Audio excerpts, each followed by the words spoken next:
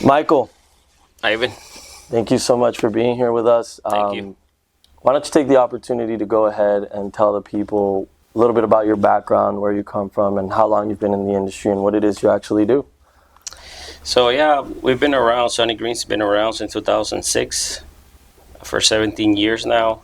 We do anything from commercial landscape, enhancing new installations, partnering up with contractors to do waterproofing jobs. We do all the waterproofing removals, the putback. Nice. And basically that's it. We've been doing that now in the high-end market, in the Coral Gables, Miami Beach, Sunny Isles, Aventura area for Nice. quite a So while. you pretty much have the South region on a chokehold. Gables, of. South, We try. South Miami, Miami Beach. That's We awesome. try. As far as your work, is it mainly commercial work? Do you mainly work on commercial property? Yeah, it's basically 100% commercial. 100% commercial. Yeah, commercial meaning association residential areas, but at this point we're not catered to private residents. And with the new government in place, where the economy is standing today, what do you foresee in the future for your industry? How can it, be beneficial, or what effects do you see in the future? Any inefficiencies? Well, I think because of geographical area where we at in Florida or Miami, and the boom that this state is having with everybody moving from here, from north, from fires in LA, from other parts of the country. I think Miami for the next maybe 10, 15 years, it's going to be a big growth, probably 3 or 4% growth on the landscaping industry. So it's very beneficial to where we're sitting at, Yeah. commercial wise. Most of these people are pretty wealthy and they're buying in elite neighborhoods. Yes, And that's they are. basically what we are concentrating on.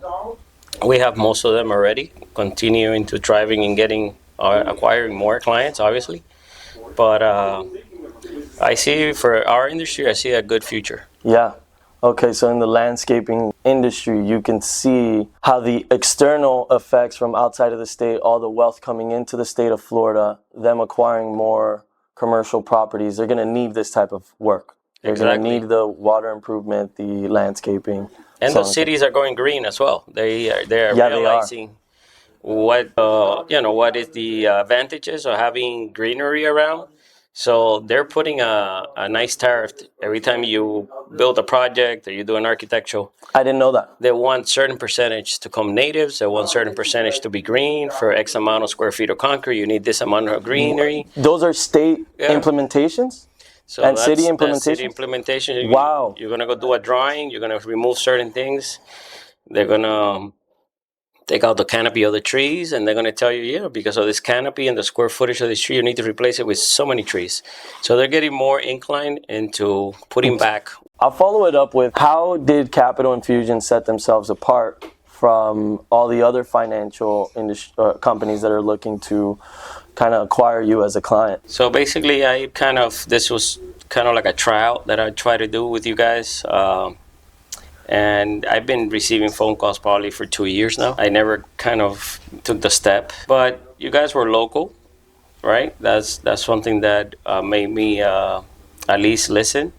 And then you sounded trustworthy on the phone and very transparent in what you guys were telling. Nice. So basically, my goal with our company is to build a relationship with you guys, and we started recently. So I'm looking for long-term future with you guys. Yeah, that's amazing. So are we.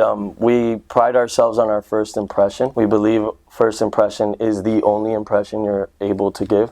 So from our beginner guys, the first guy you got on the phone, he sounded professional enough, transparent enough for you to gain some confidence and trust.